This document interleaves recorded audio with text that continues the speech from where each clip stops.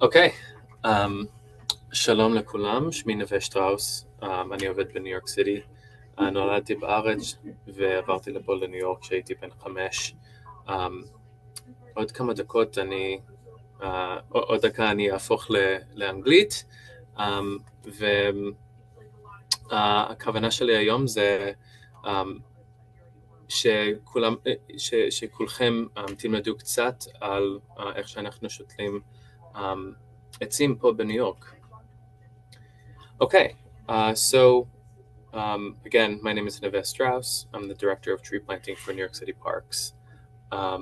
I have been working in this position for almost 8 years at this point, although my background in forestry and arboriculture goes back to my childhood, because when we moved here from Israel, my father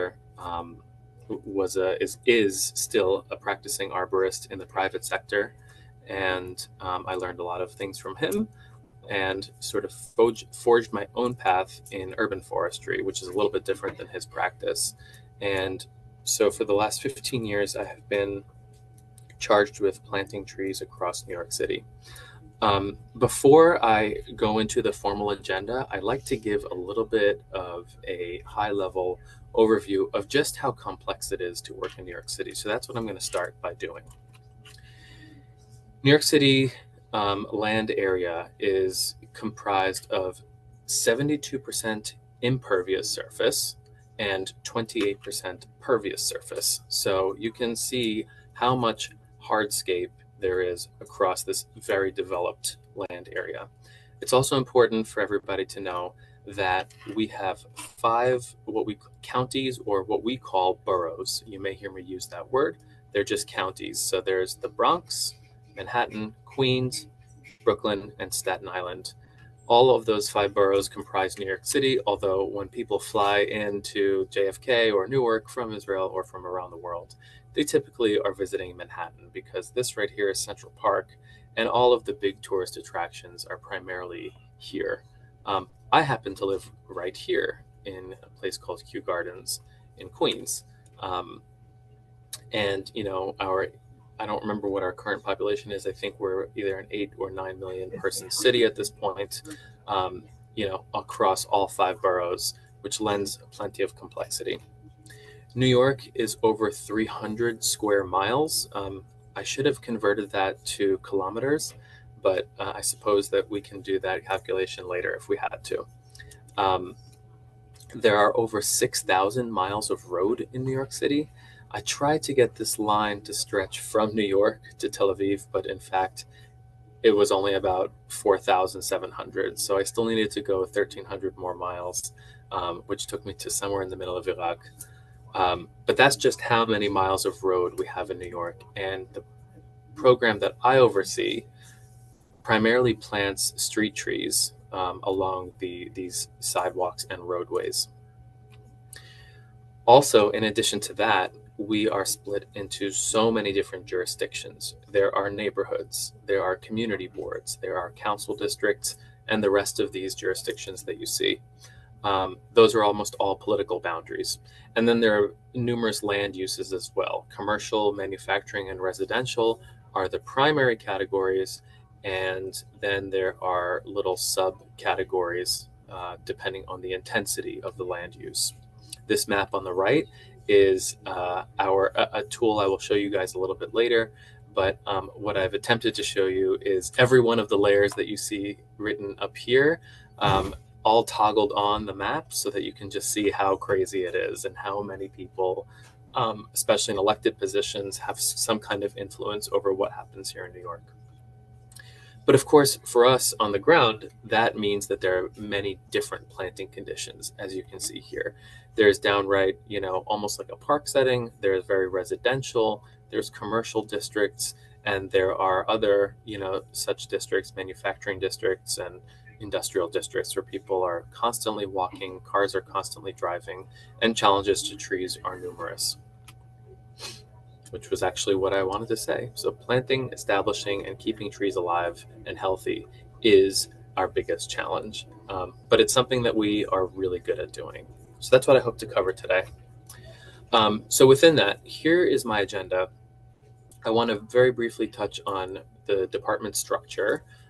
This is a government agency, so it is a very well developed bureaucracy, which I'll show you in an organizational chart in a moment. I want to briefly talk about the mission and vision. I want to talk about strategy, not written here are policy and initiatives, and the decision-making tools, how we do it and what it looks like, and then last is engaging with the public. Those are all the really important components, I think, that fold into an urban forestry program. So to begin, our agency structure. So it starts at the top. The commissioner of the New York City Parks and Recreation department is, reports to City Hall. She reports to the mayor and his deputy mayors. To the commissioner is the deputy commissioner of my division, which is known as Environment and Planning. And then there's an assistant commissioner of forestry and horticulture who has two chiefs that report to him. And that's the chief of forestry operations and the chief of forestry programs. And then you can see here, that's me, director of tree planting. There's also these directors of forestry. These folks are tasked with maintaining our tree canopy, whereas I am tasked with planting our tree canopy. To me, report three different program managers and deputy directors. There's the deputy director of tree planting, who oversees all of our contracting, the deputy director of in-house tree planting, who oversees a new program we've just created where our own staff do the work instead of contractors. And then lastly is Tree Time Program Manager, is our nonprofit program that also reports to me, where we raise private funding and find grant funds to help further our mission. So the agency vision is to create and sustain a restorative and thriving park system for all. And our mission is to grow, maintain, and program a world-class park system prioritizing equity, access, safety, and nature. So when I distill that to our program mission, I think about these points: enhancing the quality of life for New Yorkers, connecting them to the environment by planting, maintaining, protecting street trees throughout the 5 boroughs. So you might ask yourself, where does New York City plant its trees? Well, in order to answer that, we have to rewind a little bit, go back in time. So the point in time that I'm going to take you is before 2007, and I will emphasize in a second why 2007. But basically, this program, the street tree planting program, has been around for like 3 or 4 decades. It's always been present. People know that it is a public service.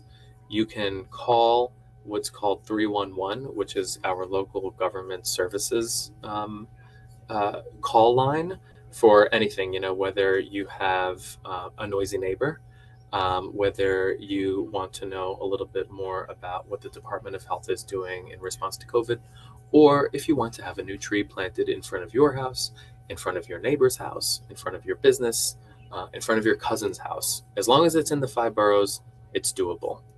And in fact, that is the map that we are looking at right here. Those are called service requests. And so people would call into 311, request a new tree be planted. Now, the areas in deepest red that you see are the areas where the most trees were being planted. We had such limited funding that we were planting approximately 5,000 or 6,000 trees a year, which I still understand is enormous compared to most municipalities. But the reality is that if those 5,000 trees had been very equitably distributed to places where trees were really needed, the map would not look like this. So for many years, trees were received in these areas almost entirely, while the rest of the city was not necessarily neglected, but certainly received many fewer trees. But then in 2007, under former Mayor Michael Bloomberg, we started the Plan YC initiative, which was the comprehensive city strategic plan to address many different issues, infrastructure, sustainability. And one of those goals, one of those programs within Plan YC was known as Million Trees NYC, which I'll talk about in a moment. So that was in 2007. And with that came about $30 million in funding every single year for 10 years in order to achieve planting 1 million trees, of which about 20% were coming through my program. That's the $30 million. Then in 2015, we conducted our street and park tree census, which happens every 10 years, as most census do here in New York, here in the United States. So in 2015, staff and volunteers alike all flooded the streets of New York across all 5 boroughs, and we counted every single street and park tree that there is in order to map them and get a sense of what the health, distribution, age, and of our standing urban forest, and where we could fill in the gaps. And so along with that came a bevy of new data. And then a new mayoral administration came in 2015 or 2014, I believe. And a few years after, they presented their own strategic plan called Cool Neighborhoods, which was focused on the urban heat island effect. And it is through that prioritization method that we continue to work today. And so again, with just a little bit more some more specificity here. So Million Trees NYC and Trees for Public Health. This, I'll show you folks a map in just a moment for what that was. And then the stocking analysis that came after the census that we did. And this was basically like, where are there currently trees and where could more trees go and how many? And then lastly was leveraging the Department of Health's, the New York City Department of Health's Heat Vulnerability Index, which is a tool I will also talk about, measuring heat-related mortality, people dying, or extreme heat-related health outcomes or consequences, and where those are most geographically distributed, so that we can plant trees as part of mitigating the urban heat island effect.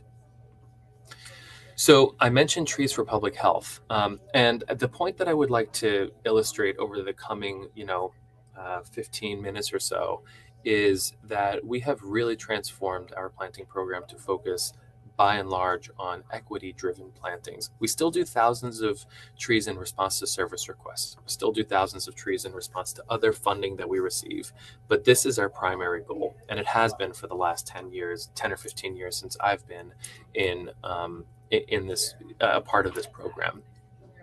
So back in 2007, these 6 neighborhoods that you see here were identified as neighborhoods where asthma rates were extremely high, tree canopy was extremely low, and we know that asthma and other respiratory illnesses can be exacerbated by and possibly even caused by particulate matter in the air. And so we thought, we knew that, among the benefits of trees are their ability to filter the air and provide shade, etc. And so, we came in and we planted thousands and thousands of trees where they had, for the most part, never been before, across many, many blocks. And I'll show that in a little bit more too. Outside of the sorry, excuse me, there's a little bit of chatter here. In 2015, we conducted the street tree census, and you can see here, if you look very carefully, and by the way, this is all accessible on our website, so you all can dig into this as much as you would like, but this is just a little sample. You can see here that this is the change in stem counts, and we consider a tree, right, with its trunk, one stem. So basically what it's trying to show you is that this very area right here in the South Bronx, this was this area, Hunts Point, Morrisania. Okay, you can see the deepest green areas have apparently received greater than 100% new stems. That's pretty incredible, right? Complementary set of data is the stocking level, meaning how much capacity per block, and then that block is aggregated to what's called a census tract, is filled with trees. And so you can see that these deepest green areas are very stocked with trees, but the areas that are sort of the lightest green, yellow, have much more planting potential. And so, as I mentioned before on that timeline, this census data was perfect timing because the Department of Health was starting to really focus on heat-related morbidity. And the mayor's office wanted to do something about that. So they created the Cool Neighborhoods Initiative. It was spearheaded at the time by the Office of Recovery and Resiliency in June 2017, and again, focusing on communities adversely affected by the urban heat island effect.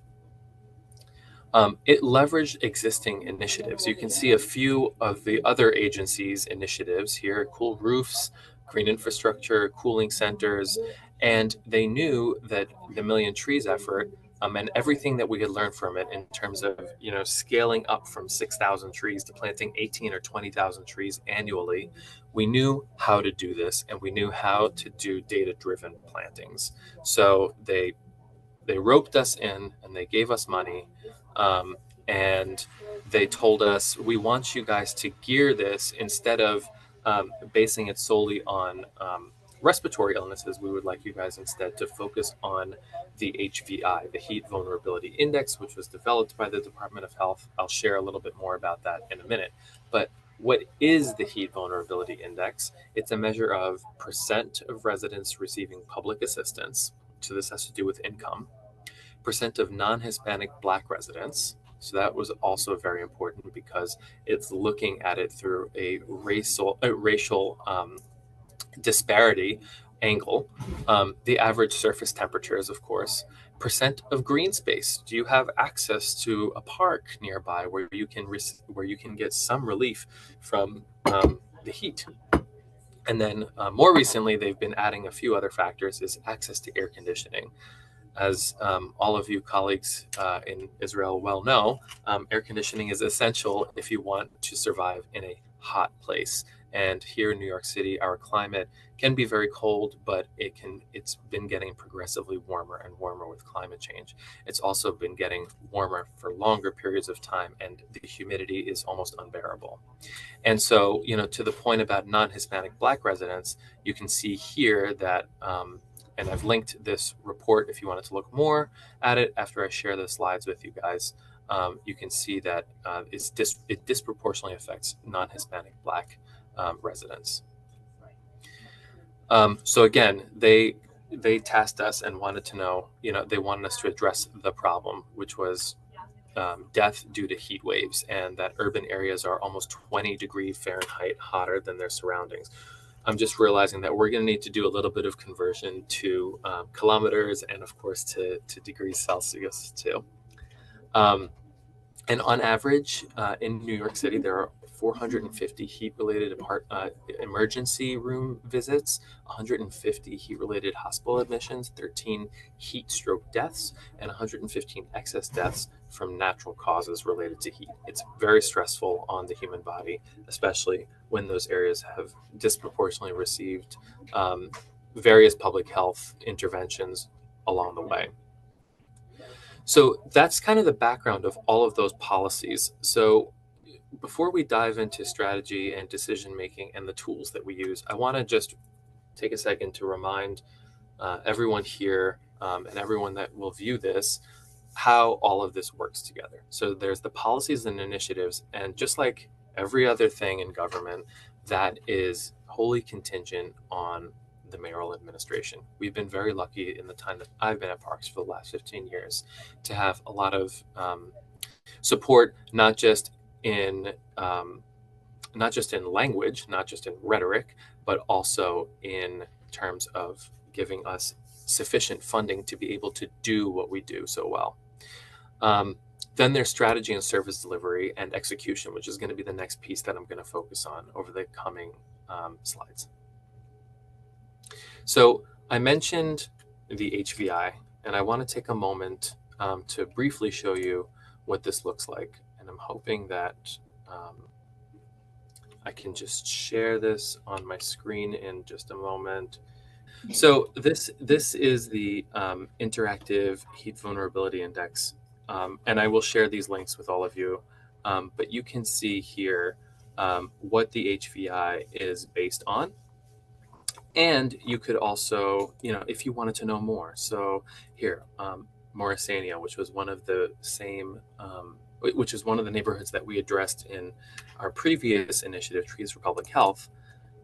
You can see that it is the most vulnerable. It's rated from 1 to 5, lowest to highest risk. You can see that's where it is right there. And then you can see all of the data related to that.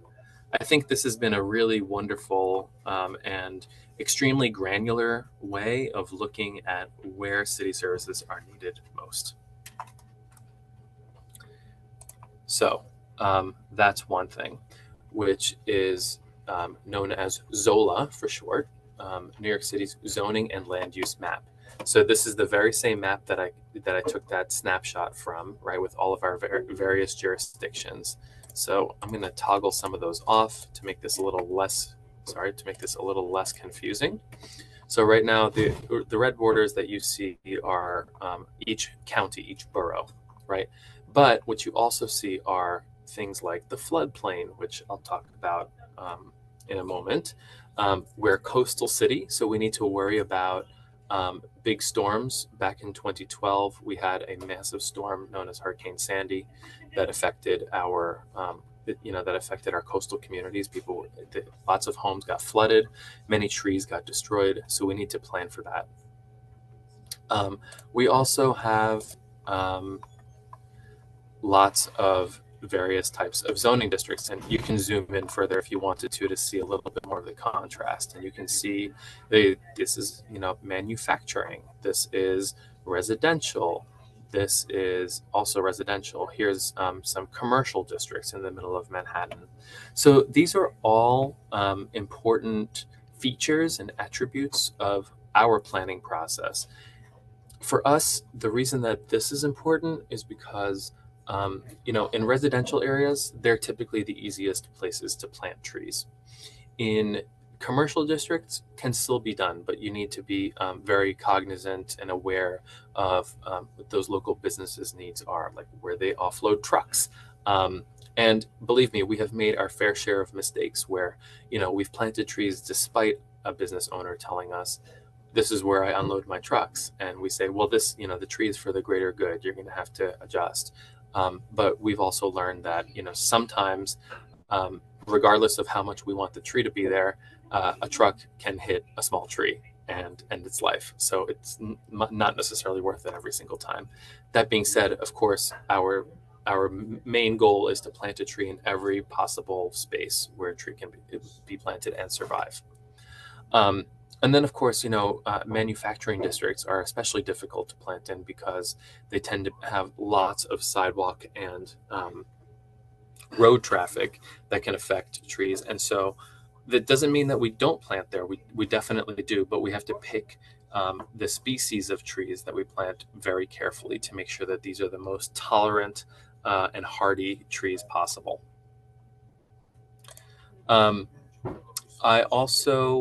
I want to briefly show you one more tool about that takes all the information we just looked at and uses it for my staff's planning purposes. So I will show you that momentarily. Okay, so we're very zoomed in here. So now we've zoomed out. So every one of these jurisdictions that you see here is called a community board. This is a political jurisdiction. I'm sure you all have whatever your political jurisdictions are as well, whether that's, in a major city like Tel Aviv or a very small town somewhere along the lines. But the beauty of this tool is that it helps every one of my foresters, no matter where they're working, drill down and understand more about what's going on in that area, how many trees they should be able to plant. So what you're actually seeing right now is some other some of our other sister agencies, of course, have these massive projects as well, and some of them compete with tree planting because they also do things on the sidewalk. They do things on the roadway that stops us from being able to plant trees right now because due to construction, those trees could possibly be destroyed. So we don't want that, right? We might have to come back in 3 years when they're done. All of that's really important. So I can toggle all of that off, right?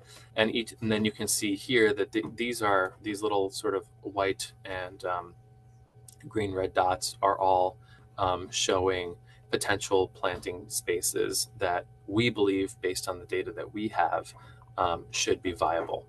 Some of these things still need to be, of course, confirmed by my foresters in the field.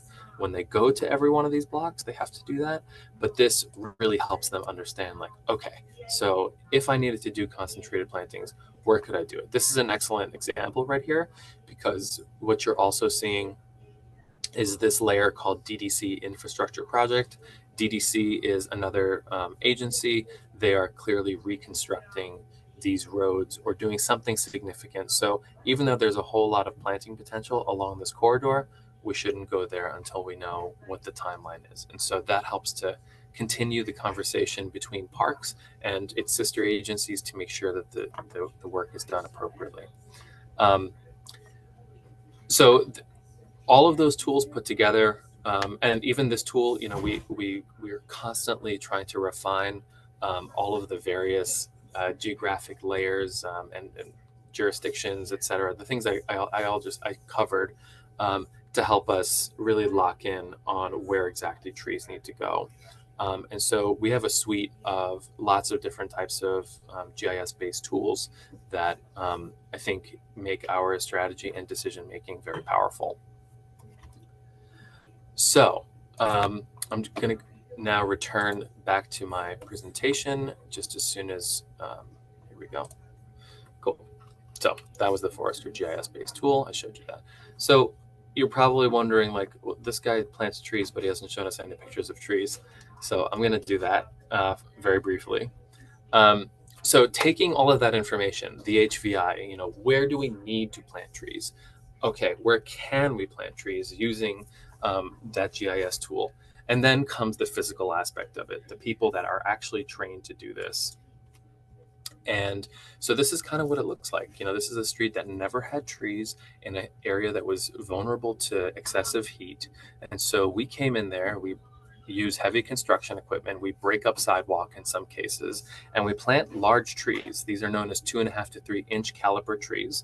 If you think about like the size of a coffee mug, that's about how wide they are. And those trees are planted by contractors almost exclusively. And and you know, we really transform a whole streetscape like this. Again, this is another heat vulnerable neighborhood where trees were planted and have completely changed that streetscape altogether. And then of course the livelihood of the people there. In our parks, we also plant trees, and not every park planting, not every park looks like Central Park. There are lots of parks in these very needy neighborhoods, in these very high needs neighborhoods, excuse me, where trees are drastically needed. So we come in there again with our contractors and we plant trees where they had never really been before, or where they had fallen and not been replanted for many years. We also get to do, you know, plantings in some historic parks as well. This one happens to be in a park called Sunset Park. It's in Brooklyn.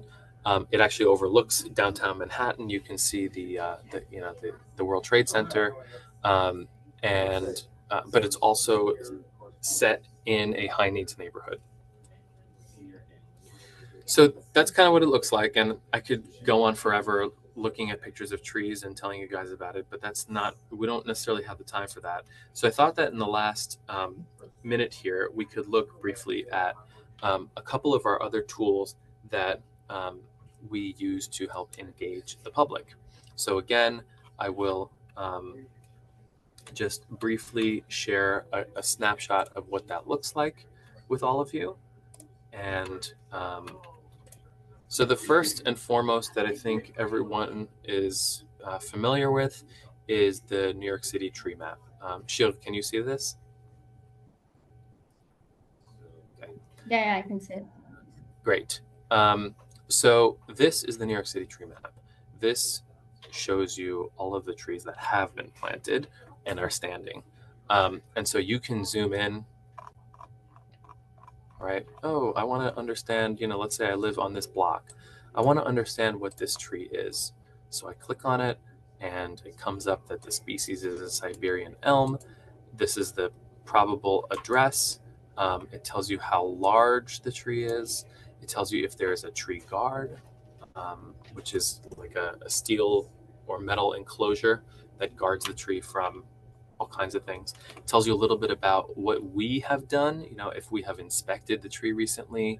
And it looks like in June we inspected this tree and that we created a work order for somebody to prune the tree. If somebody was taking care of the tree, they could record tree care. So that's a way for people who love to take care of their street trees to record the fact that they're doing it, which is great. And then we also quantify the ecological benefits. And we do this through using formulas from the Forest Service through their iTree software. And so, you can see stormwater intercepted, energy conserved, air pollutants removed, total value of annual benefits. Those are the ecological benefits. In some of those heat vulnerable neighborhoods, our colleagues at Department of Health have set out monitors that are tracking the local climate to make sure that, that in fact, that surface temperatures are slightly affected by the presence of trees. So we're learning more and more about that, which is really exciting too. Okay, and then I'm going to show you briefly two other tabs, two other tools that we have. We really like to share this. This is also based on ArcGIS, and I highly encourage everybody who's seeing this video to visit this page, which I will provide a link to. It's called Our Urban Forest. It's our story map, and it gives you a whole background and lots of data, including maps, images, charts, and tables that cover what New York City's urban canopy does for the city as a service. So I highly recommend that. And you can learn a whole lot about, how many trees we manage, over 822,000, 666,000 of which are on the street, and 156,000 which are in landscaped areas and parks. And you can drill down even more into every single borough. And again, this was all primarily done through that street tree census that I spoke to a little bit earlier. The last thing I want to show you folks is that we, sorry, one second. We also have a pretty robust stewardship page on our New York City Parks website. And stewardship is, caring for something. In this case, it is caring for trees and for park properties. We have a dedicated stewardship team within my division that helps, people become volunteers if they're interested, and they can learn all about it, and they can even learn more about becoming what's called a super steward. So these are people that don't have to actually join the stewardship groups. They are certified to do stewardship activities by themselves, some of them slightly advanced and learning how to get tools and other resources. And it's really impressive what a lot of those folks do. And so you can see across the 5 boroughs, the 5 counties that I mentioned earlier, where these stewardship projects are and how you can get involved. So that is the overview that I wanted to provide to you all today. I hope that was informative, and yeah, it was a pleasure. Thank you, Neve. I have a question just because I have the mic. Regarding the municipal gardening team, how many people does it consist of? And if they are city employees, And what is the training? When you say municipal gardening team, do you mean early in the presentation when I talked about the team that is now doing the work, or do you mean the stewardship folks that I just talked about? That are doing the work. Okay, that's a great question. That team is very new. We just started that program this year. There are 13 staff altogether. Some of those people are office staff. There are 7 field staff. A few of them have horticulture backgrounds. So I think it's 3 of them have horticulture backgrounds. And the other 4 are sort of more general knowledge. Some of them they're like, they're the people that move around heavy equipment and trucks. So they don't necessarily need to have the horticultural expertise. So they work with like subcontractors? No, we do we purchase and rent the equipment that we need, and we do the work ourselves. Oh, amazing. Is it new? Yeah. I mean, was it always like this, or was it? It's extremely new. It's extremely new. What we're trying to do... I mean, what made this switch? Well, we've always been 100% dependent on contractors to do our work for us, and there will always be a need for that. They have resources that we don't. They're more efficient in many ways than we are. But we also wanted to try not being 100% dependent on contractors for various reasons. So we pitched this as an idea, and we got some funding to give it a shot. Amazing.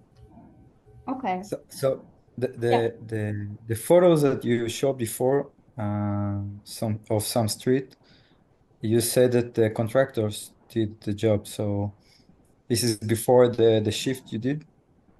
Yes. And even now, contractors are still working for us. I should probably provide some context. I can just very briefly show you right now. Give me one moment. We plant our fiscal year is from July to June. It's a little bit confusing, right? But so the past fiscal year was called fiscal year 2024. And we just finished it in June 30th, 1 month ago. So we planted almost 18,000 trees this past fiscal year. I'm going to briefly show you my screen so you can see what I'm talking about. Just to help contextualize. All right. So you can see here that just this past spring, we planted 9,000 of those 17,000 trees. That was this 17,876 trees that we planted in fiscal 24. So in order to reach that huge number, we need contractors to do that work for us. But we are just starting to get in-house tree planting going. And what we're hoping is that like most contractors on one project can plant approximately 1,300 trees a year. So we're hoping to mimic that exactly. So with this in-house crew, we've created enough positions and got the correct equipment to be able to plant 1,300 trees each year. That's what we hope. This is something that we miss in the information that you gave us. I mean, in the Israeli audience, I think one of the struggles will be, where do we bring the money from? And in order to understand this, we need to understand how much money did you invest, or you gonna invest?